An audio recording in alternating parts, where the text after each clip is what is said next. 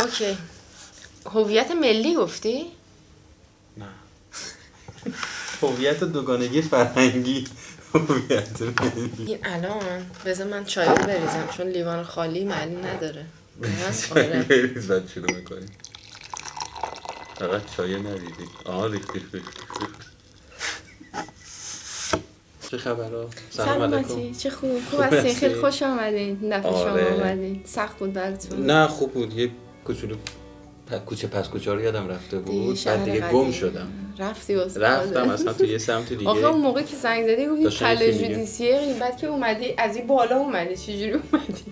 گفتیم اونو بعد صاف بری، اونو دیگه خیلی صاف رفتم. خیابون بالا تا بعد دیدم که دیگه دیدم که دارم دور میشم. گفتم برگردم و پیچیدی. یه موقع به خودم رسیدم که میتونستم برگردم. بعد داشتم به این فکر میکردم که چه خوبه که آدم بتونه اگه یک راهی اشتباه میره بتونه به موقع برگرده. میشه؟ مثلا من خودم شخصا آدمیم که تا ته یه چیزی رو که بعد انتخاب میکنم بعد برم. حتی به غلط تا تهش برم. یعنی خودم ببینم که چی میشه تهش. حتی اگه مثلا خیلی از آدما تجربیاتشون رو گفته باشن مثلا این راهی که داری میری ما رفتیم مثلا پدر در میاد مثلا مهاجرت خسته میشی که الان من خودم باید برم تا ببینم چی میشه. میدونی چیه؟ ببین چند تا مسئله هست اینجا. یکی این که مثلا تو توی بحث آدرس و اینا یه موقع میبینی که داره هی ناآشناتر میشه. مثلا من فهمیدم که هی دارم دورتر میشم. یه انقدر لوکیشن که مد نظرم بود دور نبود. خب میتونستم برگردم، ولی به قول تو مهاجرت هر کسی تجربه شخصی خودشو داره، کشفیات خودشو داره، به اضافه اینکه ممکنه چیزایی که تو میبینی با چیزایی که من میبینم مثلا تجربه میکنم فرق کنه. تو این جور چیزا میشه، ولی یه موقع میبینی که مثلا تو 10 سال گذشت میبینی که اونی که فکر میکردی نشد. اینش بده. نمیدونم بده یا خوبه. من کلا وقتی ایران بودم خیلی توقع نداشتم که قراره بیام اروپا و قراره واو بشه. میدونی؟ یعنی اصلا انتظار اینی که یک چیزی ساخته باشم خونه رویایی از اروپا که مثلا من میرسم 5 سال اول مثلا میرم تو سنت خوپه ویلا میخرم، اصلا چنین تصور ذهنی نداشتم. ولی خب خیلی ها رو دیدم که وقتی که میان خب میبینن که اون چیزی که تو ذهنشون بوده راجع به اروپا که میگن شما تو اروپا زندگی میکنین پول درو میکنین از در خونه میریم بیرون همینجوری یورو جمع میکنیم، اصلا این مدلی نیست. یعنی ما تو ایران کار میکردیم، هم من کار میکردم هم تو ساعات کاریمون اصلا خیلی با اینجا متفاوته. بعد ایران خیلی راحت میرفتیم سر کار، اصلا تو کار خودت کار میکردی دقیقاً. ولی اینجا مثلا این ساعت میری تا این ساعت فقط کاری، گوشی نداری مثلا چک کنی. بعد خب ساعت کاریشون خیلی بیشتر از ساعت کاری ایرانه، 35 ساعت، 39 ساعت. این که همیشه یک دید خارجی بهت هست، مثلا تو جنوب فرانسه اینو زیاد می‌بینی، همه جای اروپا هست. آره حالا من اینجوری جنوب فرانسه با پاریس مثلا فرق داره. به نظرم نداره. آخه بحثی هست که میگن جنوب فرانسه مقدار بیشتر. برای ما نه، برای ایرانی‌ها فکر نمی‌کنم. یعنی من اونقدر وقتی که گفتم ایرانیم ریاکشن بدی نداشتن بهم، میدونی، تا اینکه مثلا یکی بگی که مثلا من با عرب هستم یا قومیت‌های دیگر رو زیاد تعبیر نمیگم، ولی ایرانی‌ها رو مثلا اینکه بیشتر با فرانسوی‌ها کلا با ایرانی‌ها خوبه. ولی من تو آلمان مثلا این تجربه خوبی نداشتم از گفتن ایرانی بودن. یعنی شاید جو اونا خیلی خب از آلمانی‌ها خیلی سردتر از فرانسوی‌ها ارتباط گرفتن باشون خیلی راحت تر. مثلا وقتی زبانشون رو بلد باشی خیلی راحت با ارتباط برقرار می‌کنی. ولی آلمانی‌ها خیلی سرد و خشک بودن، با یه اینجوری نگاه کردن وقتی که فهمیدن من ایرانیم، یه اینجوری خب آره فرانسوی‌ها نسبت به ایرانی‌ها اونقدر گارد ندارن. واقعا من ندیدم گارد داشته باشن. ولی اینکه حالا خیلی هم نخوان وارد بشن و رفیق بشن باید خب قابل درکه. میدونی حتی مثلا آدم وقت خودش اینجوری کنه ما خودمون اگه ایران بودیم یکی نفر خارجی میومد، نه اروپایی‌ها، چون ما اصولا تو ایران خیلی اروپایی‌ها رو دوست داریم، نه مثلا یه نمیدونم هندی میومد یا افغان میومد، پاکستانی میومد، شاید ممکن بود احترام بذاریم، رفتار انسانی از خودمون نشون بدیم، ولی اونقدر اجازه نمیدادیم به حریم خصوصیمون نزدیک بشه و بحث رفاقتی را بندازیم باشون. این خودمون هم داریم. تفاوت خب فرهنگی هست، یه تفاوت نگاه هست. بعد سری پیش هم گفتیم توی هر رابطه‌ای اونا یک انتظاری دارن که برای ماها اصلا چیز شاید ممنوع است. همین پرسشگری، همین رابطه. والا به نظرم اروپایی و فرانسوی، حالا من راجع به اروپایی صحبت نکنم، فقط فرانسوی رو صحبت کنیم. فرانسوی اصلا توقعی ندارن تو دوستی از تو. ببین بحث همون سوال پرسیدن سری پیشه ها، اینجور توقع مزرمه، نه که تو باشون حرف بزنی منظور. آره ببین از همه چی بگی، پر حرفن. کلا از در و دیوار حرف میزنن. ما اینو نداریم. مثلا ما بیشتر ترجیح میدیم که اون لحظه‌ای که چیزی نداریم برای حرف زدن سکوت داشته باشیم. ولی فرانسوی‌ها نه. فرانسوی‌ها از در و دیوار و ترک دیوار و بارون چرا میاد، بارون چرا نمیاد، چرا باده، چرا مثلا ما برامون عادی خب قشنگه دیگه، طبیعت میچرخه، هر فصلی عوض میشه. ولی تو مثلا با یه فرانسوی راه بری، اگه 2 قطره بارون بیاد، مثلا تو جنوب که کم بارون میاد شروع میکنن به یه کانورسیشن خیلی بلند که چرا بارون داره میاد و ما سکوتیم. قشنگه دیگه. حالا داشتم در ادامه همین مسیری که گفتی دوست دارم برم و اینا، خب هر مسیری آدمو یه تغییراتی رو بالاخره میده. اون آدمی نیستش که شروع کرده. شده که مثلا دل تنگ بشه بگی که من اون لیوشایی که قبل از که بخواد این راهو شروع بکنه دلم براش تنگ شده، چی بود چی نبود؟ من اون لیوشا رو دوست دارم، ولی این لیوشا رو بیشتر دوست دارم. ورژن پرو مکسش. ورژن پرو مکس لیوشا رو تو اروپا بیشتر دوست دارم. چون اون استقلاله رو که دنبالش میگشتم و تو لیوشا پیدا کردم تو اروپا، تو فرانسه. اون استقلالی، اون انتظاراتی که از خودم داشتم به عنوان یک زن مستقل سر پای که خود نیازی به کسی نداره برای کاری رو، اونو پیدا کردم و این خیلی خودم رو راضی نگه میداره. ببین یه چیزی که هست اینه که مثلا تو ایران تو هر کاری که بودیم بالاخره به یه حدی رسیده بودیم که میتونستیم برای خودمون امر و نهی داشته باشیم و حالا یه سری کارهای دیگه. فکر کردیم اون تاپمونه دیگه، ولی اومدیم اینور دیدیم که چقدر از جهات مختلف میتونیم پیشرفت بکنیم، چقدر میتونیم تغییر بکنیم. مثلا من خودم اگر 10 سال پیشم بخوام مقایسه بکنم با الان، خیلی آدم کم صبرتری بودم، خیلی صبور شدم. آره خیلی عصبانی تر بودم. بعد الان به یک مرحله رسیدم که شاید اگر 40-50 نفر از اطرافیان کار و اینا کاری بکنن، مثلا داستانی درست بکنن، باز اصلا برای ما مهم نباشه. یعنی بارها شده که یک قشر 20 نفره یک حجمه برای من وارد کردن تو این 1 سال اخیر، حالا چه دانسته چه نادانسته با اینا، چون وقتی تو کار میکنی با قشرهای مختلف ناخودآگاه همیشه یه سری کانتکت ها هستش دیگه. بعد دیدم که تو این 1 سال گذشته خیلی کم پیش اومده که من بخوام مثل 3-4 سال آخر ایرانم عصبانی بشم. مثلا اون عصبانیتی که دیگه نتونم جلوی خودم بگیرم و مثلا داد و بیداد بکنم و اینا، خیلی وقت الان دیگه داد و بیداد نکردم و واقعا نمیدونم الان اصلا این خوبه بده. مسلما خوبه. خب مثلا تو حالت آره، ولی تو همه چی مثلا تو به یک موفقیت هم میرسیم که خب باشه. آره دیگه یکی دلیلش سنمون داره میره بالا دیگه و به این نتیجه رسیدیم که حالا اصلا داد و بیدادم میخوام تهش چی میشه، خودم غیرت میکنم. یه دونش اینه پروکسی کارهای اداری تو فرانسه اینقدر ما رو مجبور به صبر کردن کرده، ناخودآگاه این نشسته تو خودمون، ما صبور شدیم. واقعا منم این صبوری رو ایران نداشتم، خیلی زود عصبانی میشن، داد و بیداد، صدام در میومد.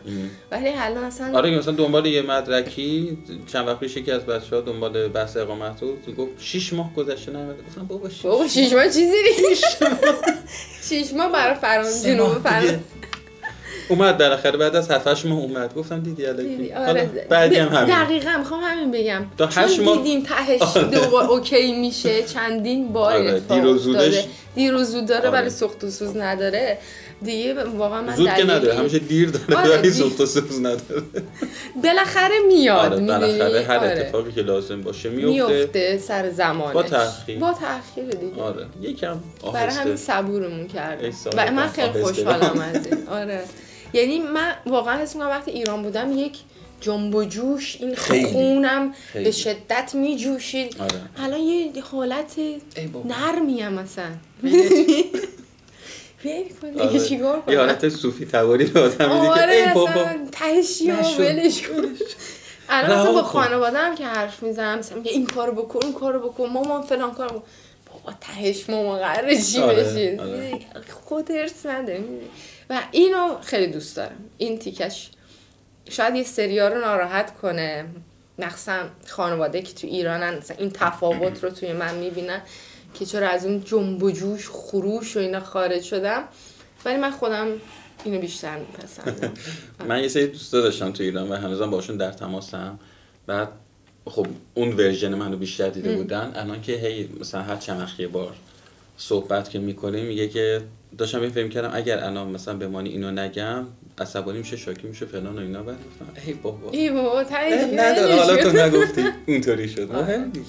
بعد داشتم فهم کردن که یا خیلیاشون به من گفتن که کاش موقع که ایران بودی هم یه همچین اخلاقی داشتی. چون من واقعیتش شاید خیلی رو رنجوندم، مثلا تو کار که اصلا هیچ چیزی نداشتم، شوخی نداشتم، 5 دقیقه بود، خیلی مهم بود. بعد خب این شرایط ایران هم روی عصبانیت آدم خیلی تاثیر خیلی میطلبه. یعنی شما برای گرفتن حقت باید یه مقدار یه حدی از عصبانیت رو نشون میدادی وگرنه بهت نمیدونن. اینجا خب حقوق شهروندیست، چون ما میدونیم هست و به هر حال اون کارهایی که ما لازم داریم و به عنوان یک انسان به عنوان شهروند انجام میدن برامون، اونقدر دیگه حرص و جوش نداریم. ولی خب ایران چون حقوق شهروندی نداره و تو باید خودت از حق خودت در مقابل یه عده‌ای دفاع بکنی، مسلماً اون عصبانیت خیلی حکم فرما میشه بر تصمیماتی که میگیری دیگه. من امروز رفتم خونه، جلوی در خونه یه دونه آگهی زده بود اداره برق، نه آب بود فکر میکنم، آب بود. بعد گفتش که نوشته بود 25 دسامبر تا اول ژانویه ساعت 2 صبح تا 4 صبح 2 روز آبو میخوایم بریم برای فلان برای کشور مثلا واسه 2 ماه و نیم بعد مثلا. ببین خب اصلا برای کسی مهم نیست 2 صبح تا 4 صبح، معمولا کسی اون موقع بیدار نیست، خوابن. مثلا تو تعطیلاتشون هم هست و اینا. برای همین من فکر میکنم خیلی کمک میکنه به اینکه اینا ریلکس باشن. ولی تو ایران تو انقدر استرس و مشکلات آب نداریم، برق نداریم، همه اینا جمع میشه تا نمیتونی آروم باشی. اصلا آروم باشی میشی یعنی روی یه چیزی هست یا دارو یا دارو دیگه هست نمیطلبه. شرایط اجتماع کشور خب بالاخره یک جوری دیگه ما رو بارو بردن. بعد مثلا اون کاری که من میکردم هم تو قسمت مخابراتیشو بگم، خیلی براشون مهم بود که 98 نشه 95. حالا 3% تو کل کشور زیاد تأثیری نداشت، ولی براشون مهم بود که ما تو آمار 98 ببینیم. ولی مثلا اینجا یارو میگه حالا تفاوتی نداره. نداره فردا. ایناشون خیلی چیز مهمه، چی میگن، ساپورت میکنه، چون که انقدر چیزای دیگه شون سر جاشه. حالا یکی دو تاشم ناقص باشه، 100 نباشه، خیلی راحت میگذره. ازش میگذره. یعنی ما اینو شاید تو ایران خیلی کمتر دیدیم. همش فشار و استرس بود. از همه طرف.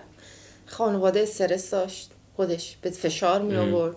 از یه سنی به بعد البته خب دیگه اون حس استقلاله رو که می‌خواستی داشته باشی و نمیتونستی داشته باشی. بعد سر کار یه جوری بود، بعد تو جامعه یه جوری بود. همش از هر طرف به تو فشار می‌اومد دیگه. خب اینا خیلی دلایل قانع کننده ایه بخوای از نظر دید جامعه شناسی به قضیه نگاه کنی که چرا این جامعه انقدر عصبانیه. 100%. به اضافه اینکه وقتی تو توی غربت هستی، زندگی داری میکنی، خیلی از شبا و روزایی داری که شاید با کلی از مشکلات مجبوری خودت هندل کنی. تنهایی دست مجبور. نمیتونی بشینی قصه بخوری، نمیتونی بشین بگی که مثلا وای چرا مثلا چرا گذشته این کارو کردن، اینو تصمیم گرفتم. دیگه گرفتی، یاد بری. همون حرفی که تو زدی، اون تصمیم گرفتی باید بری ادامهش بدی، فقط این که اون غم و غصه رو ناراحتی رو بذاری کنار تا اینکه به نتیجه برسونیش. چون اگر ادامهش ندی و همونجا بمونی هی مشکلات خب این همون خودسازی است دیگه که از تنهایی میاد. یعنی مخصوصا تو 2 سال اول که من اومدم خیلی به من بد گذشت از هر جهاتی که تو فکر کنی. من واقعا یعنی جهنمی بیش نبود اروپا. ولی خب بعد از 2 سال من به این نشستم خب اوکی، خب بعدش اگه قرار همین جوری ادامه بدی دیگه باید ادغام شی یا اینکه باید درستش بکنی. یعنی خودت رو اول باید تغییر بدی. این خود تغییریه که مثلا اگه بهت فشار اومد نتونستی کاری رو بکنی یا هر بلایی که سرت اومد،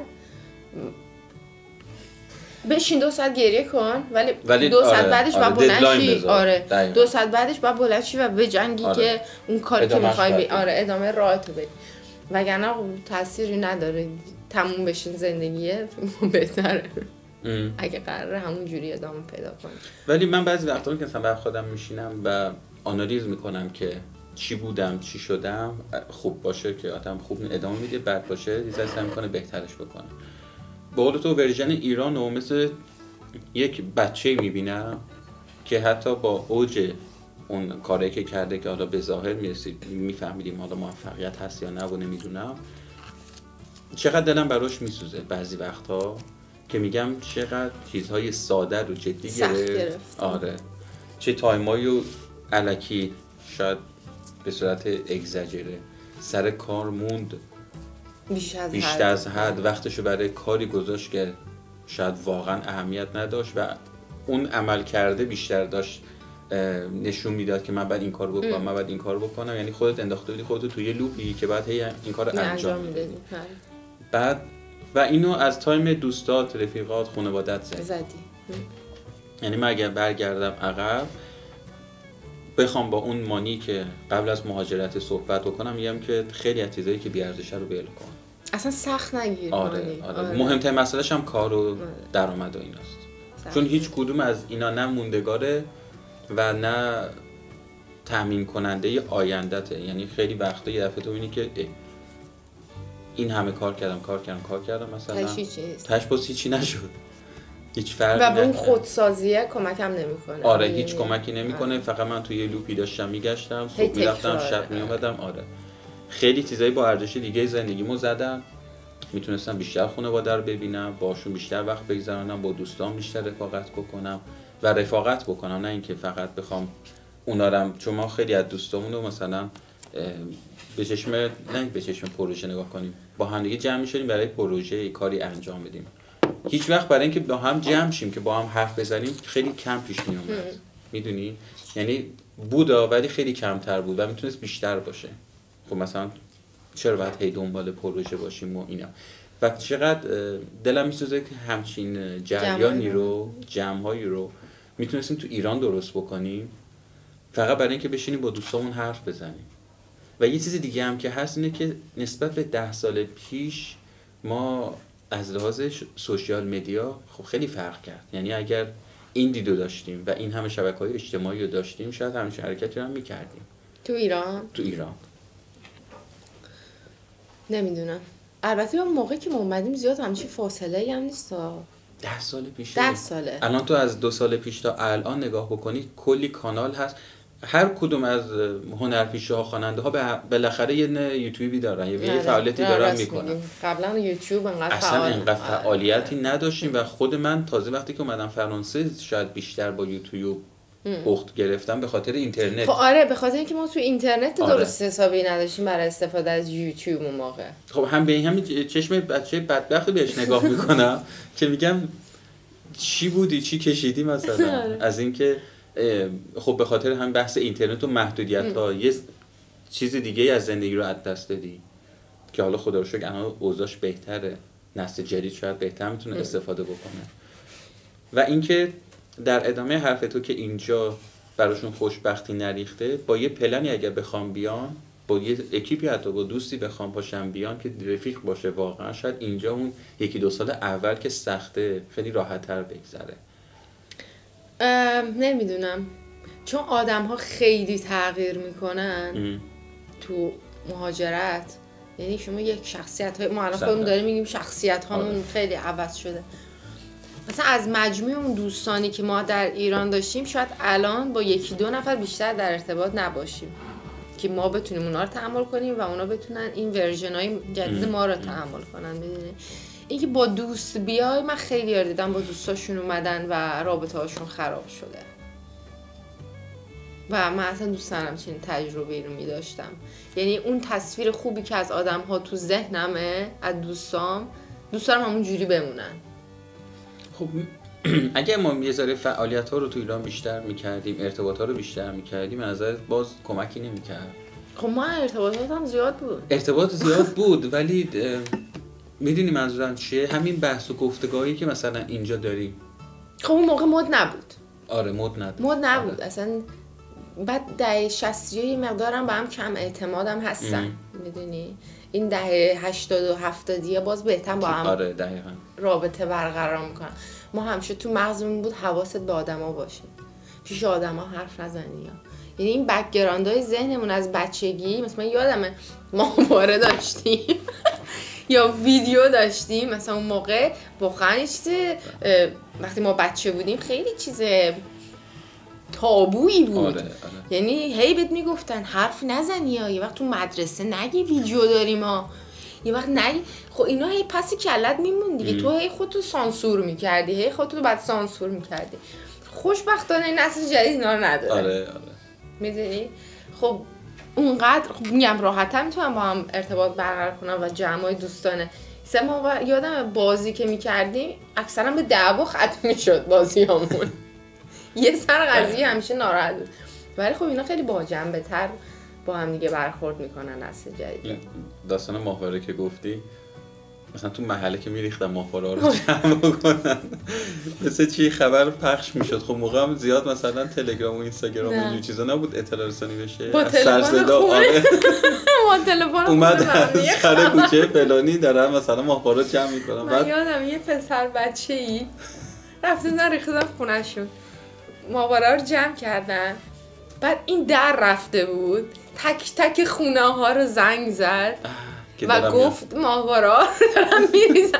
من یادمه همه این مردا با پیژامه راه آبی ریخته بودن رو پالا پشتمون ماهواره میبردن پایین. خب این باعث میشه دهه 60 حالت نرمال نداشته باشن. دیگه واقعا روابط اونقدر حالت دوستانه و اعتمادی نیست. من اینکه خیلی با طرف دیگه احساس صمیمیت کنی که بشینی مثلا باش رفاقت بکنی. این رو ما متاسفانه دهه 60 داریم. آره خیلی سخته. یه سری چیزایی بعد محدودیت‌های دوستیمون خیلی، مثلا ما الان یکی دو تا بیشتر دوست صمیمی نداریم. ولی نسل بعدی خیلی با همه راحت ترن. من احساس میکنم یعنی جمع دوستانشون خیلی بیشتره. آره مثلا ما حتما کسی که سنش از ما بالاتره باید حتما آقا و احترام خاص نظامی و اینا داشتیم. آره ما میگم الان خیلی راحت تر. آره. بعد این خیلی کمک میکنه. مثلا کسانی که دیگه 20 سال از ما کوچیک‌ترن پیر شدیم سن پدرشون داریم، اینقدر راحت صحبت میکنه. خب آدم خیلی راحت میتونه باشون ارتباط بگیره. بعد پیش خودم فکر میکنم که خب اون کسی که سنش از ما بالاتر بود انقدر درگیر حاشیه ها و القاب و اینا شدیم. خب خیلی از موضوع دور میشه و خیلی شاید حرفا رو اصلا چیز میکرد روش نمیشد. من یادم ما بچه بودیم میگم پاتو دراز نکن جلوی بزرگترها. خب ما له میشدیم. خود بزرگم می‌خواسته دراز بکنه. آره ما اصلا پامون له میشه. من یادم مورمور میافتاد. حالتی هست که دیگه تو حس میکنی پالات به اون حالت میافتادیم و بعد خودمون آزار میدادیم برای اینکه اون مثلا یه 4 تا آدم پیر نشسته بود اونجا. خدازاریه دیگه. آره. بعد نمیتونستی بلند شی این عقب افتادم. نه واقعا خیلی چیزهای ورژن ایرانمون واقعا گناه داره. ورژن ایران بچگیمون مخصوصا. حالا از زمان دانشگاه به بعد اوکی شد. خیلی چیزها رو یعنی هم پدر مادرامون یه مقدار تغییر کردن، خاله عمودای اینا یه مقدار شروع کردن به تغییر کردن. همین که خب تو خودت هی پدر مادر رو پوش میکردی که باید تغییر اینا اوکیه. میدونی بچگیمون خیلی آره اپولا که اصلا من نبودم. ما خوشبختانه موقع اپول نداشتیم. آره. نه دیگه زمان شما دیگه نه زمان ما دیگه پل نبود، ولی خب مانتوها رو میدیدم دیگه، اما و اینا خاله و همه یه چوب رختی داشتن. آره دقیقاً. چند روز پیش داشتم یه دونه عروسی نگاه میکردم، من یه دوستی دارم توی کردستانه، بعد کلا سروجمون با هم دیگه اینطوریه که عروسی‌های قدیمی، فیلم‌های قدیمی که می‌فرستن برای هم می‌فرستیم. خیلی دوست داریم اون مهمونی قدیمی و اینا که دو سه تا مرد انتخاب می‌شدن به عنوان خوش رقصا، می‌رفتن توی زنونه جامپ می‌زنن، می‌رفتن تو زنونه و شروع می‌کردن اونجا هنرنمایی کردن و اونجا همه با آستین کوتاه حلقه‌ای ولی روسری باید تو مراسم پارادوکس، یعنی آره. همش پارادوکسی. اوکی. بعد مثلا از یه سن به بعد مثلا دیگه 10 سال با 11 سال زیاد فرق نمیکنه آنچنان، ولی 10 ساله مجوز داشت بره، مثلا برو مامانتو صدا کن، آره. برو خالتو صدا کن. 11 ساله دیگه نه، دیگه بزرگ شدی. خب بابا خالم مامانم، ما بقیه هم زیاد دور نیستم. خیلی پارادوکس داشتیم اون موقع واقعا. ولی الان من خیلی رو دارم میبینم که اصلا کلا یک مراسم خاصیه برای عروسی که مثلا بخوان رقص هماهنگ داشته باشن، با قایر میان. خب اینم اگزاجر است. آره. اینم از من افتادیم دیگه، یا اون وریم یا اصلا حد وسط نداریم. چون من لهجه‌ای شاکی شده. فشارم رفت. حد وسط نداریم متاسفانه، یا این وری میافتیم یا اون وری میافتیم، از این وره بوم یا از اون وره. یادمه تو این یکی از مصاحبه‌های قبلیمونم راجع به این قضیه صحبت کردیم. آره. یا از این ور میافتیم، بحث آرایش و اینا بود. یه مورد دیگه ای که هست، موقعی که میای خارج مهاجرت میکنه، چرا خارج؟ ممکنه حتی اطراف ایران بخوای مهاجرت بکنی. بالاخره خارج هم هست اونجا دیگه. آره. اطراف ایران خارج خب فرض کن از یه شهری بری یه شهر دیگه، ارتباط زیادی نداشته باشه. آره. بالاخره اونم یه محیط جداست و فلان و اینا. ولی خب اونقدر دردسر نداره. به هر حال آره. هم زبانتن. آره. ممکنه یه مقدار فرهنگی حالا متفاوت باشیم تو ایران با هم دیگه. آخه ببین مثلا کانادا خارجی نیست. کانادا کجاست؟ همش ایرانی، هندوستان. خیلی ایرانی هست. من یکی از دوستام از اروپا بود، فکر کنم سوئد بود، رفت کانادا. تو سوئد همیشه خودش بود و شوهرش و سگش. وقتی که رفت اونجا کلا رفت تو یک کیپ 12,000 نفری ایرانی کلا بودن اونا، مثل اینکه و خیلی قشنگ پذیرفتنش و همه ویدیوهاش الان یه اکیپن. فکر نمی‌کنم مثلا اونجا تو بتونی بگی که من ایران و دلتنگی و بسارم. دلتنگی هستا، ولی خب ایران دوستا نباشن یه سری دیگه دوستا هستن دیگه. خیلی تفاوتش چیه با ایران زندگی کردن؟ کانادا؟ آره. در چه شرایطی مثلا؟ تمام دور و بریات ایرانی باشن. فقط ماشینات پلاک کاناداست. کبک. نه واقعا چه تفاوتی داره؟ ببین ما اصلا خیلی بده دیگه. تو فرانسه هم می‌بینیم مثلا آدم هست 40 سال 45 ساله که اروپا یا آمریکا دارن زندگی میکنن، انقدر تو این جامعه ایرانی موندن که هنوز زبون اون کشور درست نمیتونن صحبت کنن و کاراشون بچه‌هاشون یا نوه‌هاشون بعد انجام بدن براش. خب خیلی بده. خب من الان برات مثال میارم که خب چون ونکوور انگلیسیه مشکلی نداره. الان یعنی میخوای بگی ما در ایران زبان انگلیسی، سطح زبان انگلیسی خب خیلی بالاست. اون افرادی که توی چیز هستن، توی قسمت ونکوور هستن، بالاخره انگلیسی رو هندل میکنن بهتر از فرانسویه که یاد گرفتنه؟ یاد گرفتنش، کار کردنش. یاد گرفتن انگلیسی خیلی راحت.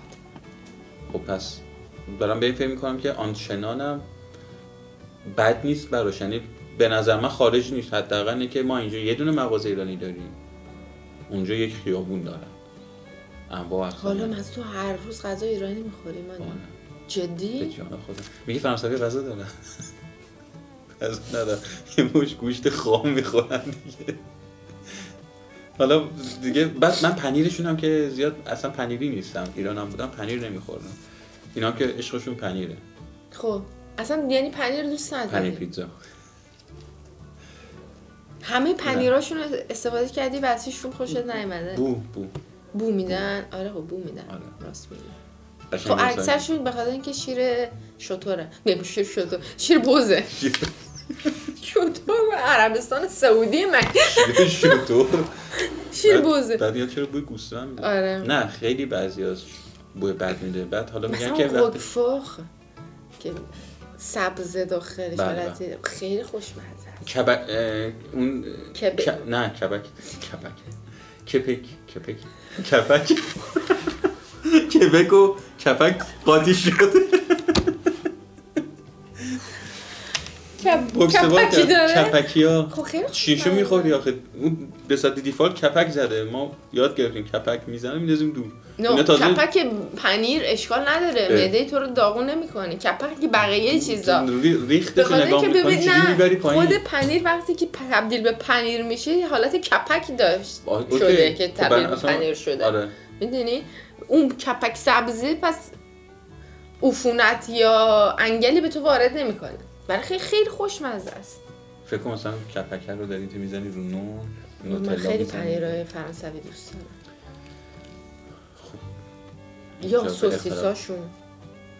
سوسیسای آلمانی خیلی خوشمزه تر بود.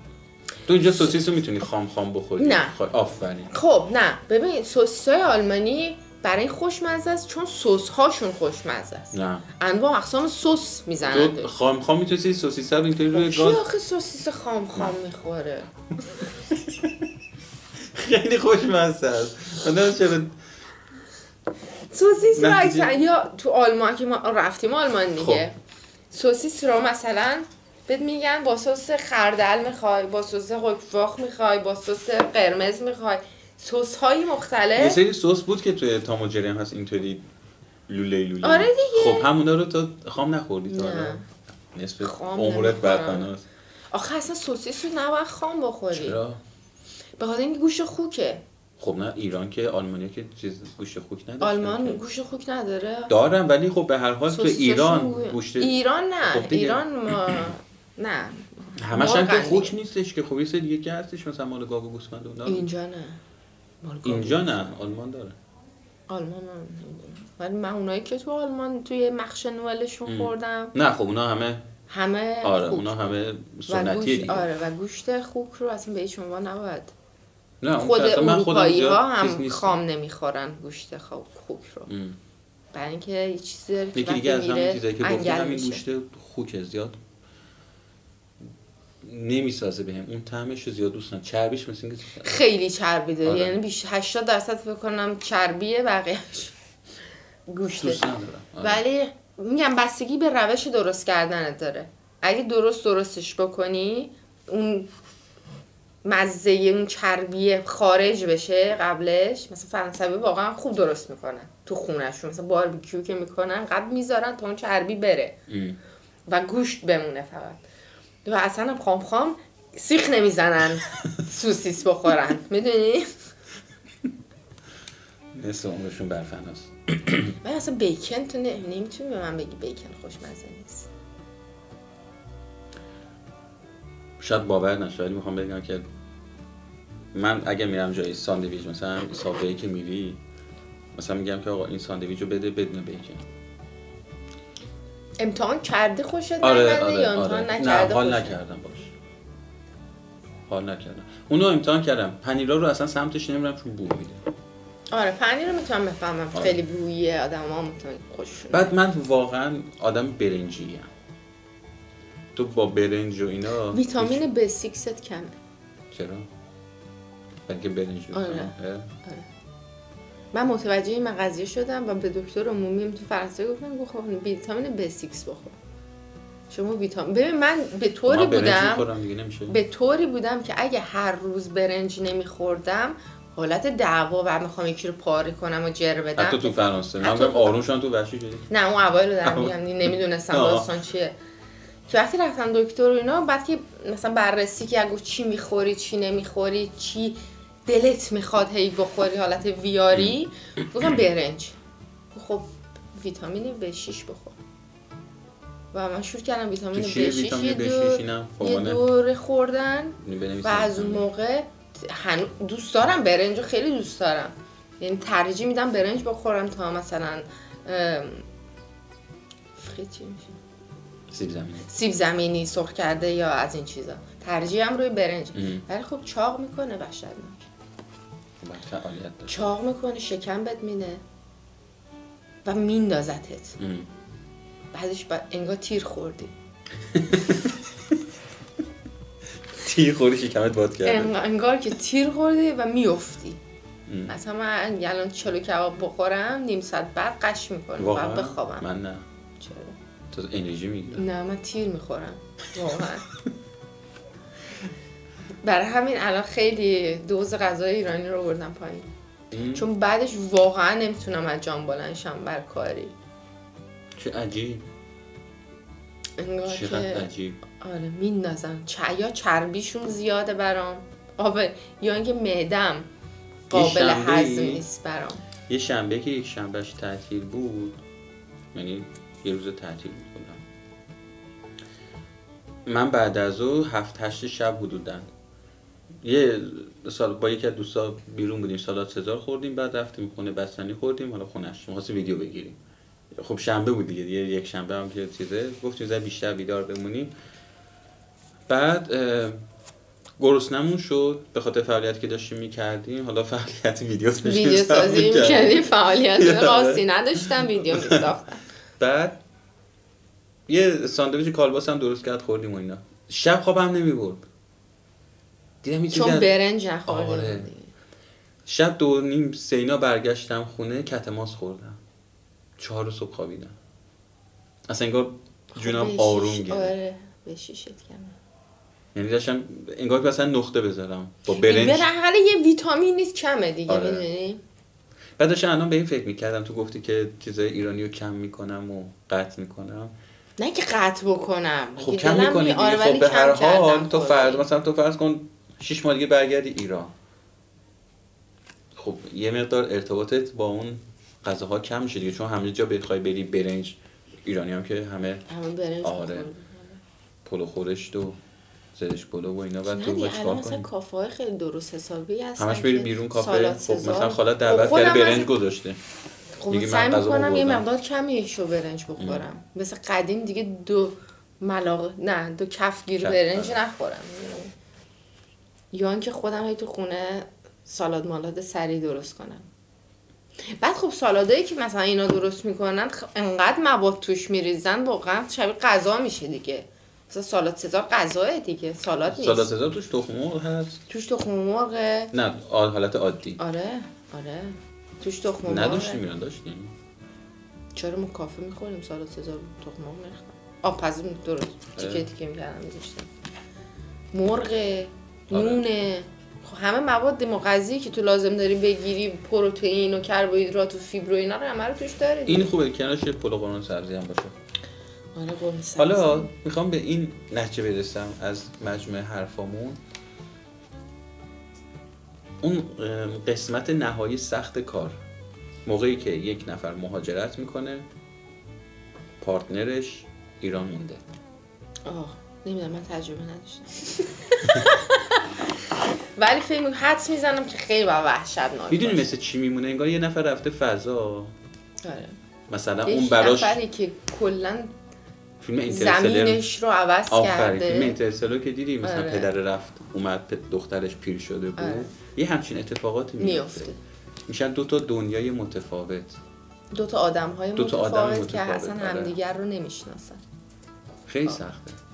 خیلی سخته. بر همینه که مثلا میبینی حتی افرادی که با هم میان بعد از یه مدت نمیتونن همدیگر تحمل کنن و از هم جدا میشن. آره انگار اینجا یه سری فیلتر رو صافی داره که هر کی ازش رد میشه انگار خود واقعیش آره. و اون خود واقعیا که میمونه دیگه همدیگر نمیتونن. میگه اصلا این آدم نمیشناسن.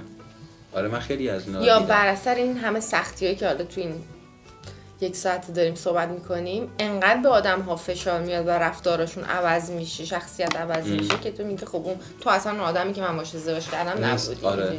انگار اون آدمه برای لوکیشن ایران مناسب بوده. آره دقیقاً. و من چیز بدی نمیدونم، طلاق کنه چیز بدی نیست اصلا. نه خب بالاخره همونجوری که ازدواج ممکنه لازم باشه طلاق هم مسلماً لازمه و چیز واوی نیست اصلا. ولی اینم هر کسی که مگه اینکه بخوای اینجا باشی از ایران کسی انتخاب بکنی. اینم خیلی فاجعه است. اینم از اون فاجعه های چون مثلا خیلی دربسته است. معلومه اصلا تو چه جوری مثلا میتونی به هر حال طرف بیاد اینجا بعد از 6-7 ماه از اون فیلتره بعد رد شه. و دقیقاً مثل همین میزه این ورش رنگی ممکنه این ور سیاه در بیاد یا برعکس از سیاهی در بیاد به یه چیزی عجیبی تبدیل شما بشه. یه هندونه‌ای می‌خری در بسته شانسی ممکنه توش موز در بیاد. خیلی کار اشتباهیه. آره من واقعاً حالا این کارو بیشتر مردها میکنن. مثلا مردای ایرانی مثلا حس میکنن حالا نه نسل ماها قبل تر نسل ما نگیره. آره نسل ما نه نسل قبل تره ما که اومدن اروپا تنهایی و خانواده‌ای بهشون فشار می آورد که بعد همسر بگیری و زن بگیری و اینا باید هم دختر ایرانی بگیری. ما یه دختر چشم گوش بسته در کادو میکنیم برات. آره دیگه همه اونایی که گفتیم فرض کن حالا میخواد بیاد یه دفعه آره این پکیج براش میفرستن قایمکی این باز میکنه میبینه توش موزه. آره بعد میگن که دخترای ایرانی بدن. خب نه تو اشتباه انتخاب کردی. تویی که 20 ساله نه حالا دختر پسر نره جفتشه. میگم این اتفاق چون بیشتر تو مردها میفته بر دخترها همچین لقبی حتی استثنا هم هست ممکنه که میگم شانسیه این تخم مرغ شانسیه دیگه. قماره. آره دیگه مثلا تو قمار زندگی تو قمار کردی دیگه. ممکنه خوب در بیاد ممکنه 90% بد در بیاد.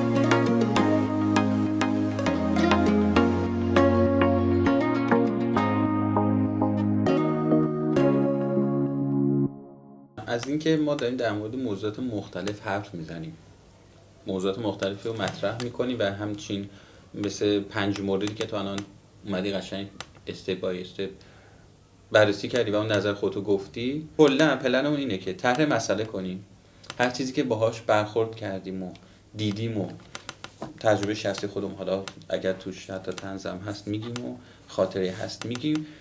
در نهایت اون کسانی که میشنون اوکی اینه کسانی که میشنون و اینا خودشون بالاخره تصمیم میگیرن که چی درسته چی نیستش و اینکه ما که نمیتونیم لقمه آخر ببیجونیم نه اصلا پلنه ما کلا اینه که وقتی که این ویدیو رو میبینن بشن برای خودشون حرف بزنن که خودشون اگر همچین موقعیت داشته باشن. من موافقم یا موافقم نیستم که کامنت بذارید نظر خودتون بگید. آره. و اینکه من فکر کنم برای این جلسمون 3-4 تا موردی که بررسی کردیم کافی باشه. نظر تو چیه؟ نه به نظر منم کافیه. چند تا دیگه مورد مونده که اونم میذاریم برای قسمت بعدی. آره. که با هم دیگه صحبت بکنیم و اینکه در ویدیوی بعدی احتمالاً خیلی جدی‌تر در مورد هفته نامه که نه ماهنامه هم صحبت میکنیم که اگه کسی از بچهای نیست دوست داشت اسپانسر بشه که بتونیم این ماهنامه رو به هفته نامه تبدیلش بکنیم. بله. کامنتتون رو بذارین در این زیر. آفرین. آره کامنت و نظرات خودتون رو بگین، سابسکرایب کنین. ما رو دنبال کنید. آره بد نیست که یه گوشه دنیا افتادیم. دمت گرم دست در نکنه. قربانت. بریم تا مرسی که اومدی. تا بعد. خداحافظ.